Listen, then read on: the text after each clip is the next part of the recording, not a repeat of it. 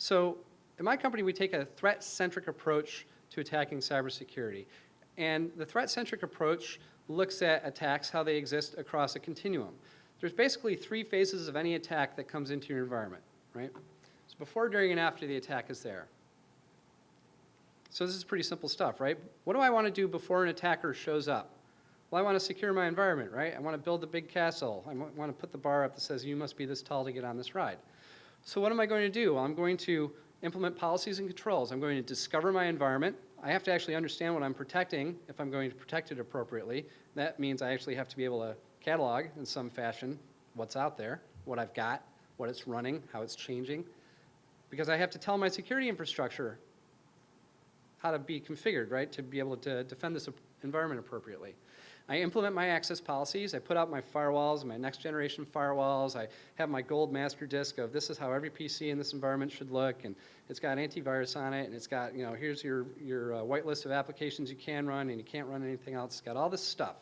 So here's the, you know, here's the castle we're going to lay down. And we put that out there, and then we concentrate on delivering our integrity baseline. We concentrate on making it so that I have an integral environment that operates the way that I think that it operates, the way I think it should operate, and it responds to attacks the way that I think it should respond to attacks. That's what I do. During an attack, what do I do? So all the stuff up front, all the before stuff, it doesn't work. I mean, it works to some degree, but realistically, it doesn't work. Why? How do we know that? It's because people keep getting hacked. Everybody's doing this, they keep getting hacked. Well, what do we do during an attack? Well, we try to identify the attackers, and we try to block them. Pretty straightforward. It's focused on 2 things, detection and prevention. If I can figure out there's an attack in progress, I can interdict the attack. I can stop it in its tracks, maybe, if I have the right tools in place, and then I can do something about it. I can clean it up. Well, then we get into the after phase. The guy actually broke into your environment. They put persistent embedded malware in there. They left a way to get back in. They left actually several ways to get back in because they depend on them getting shut down. You know, they know 1 or 2 of these will be found. So we'll leave a lot of different ways back into the environment.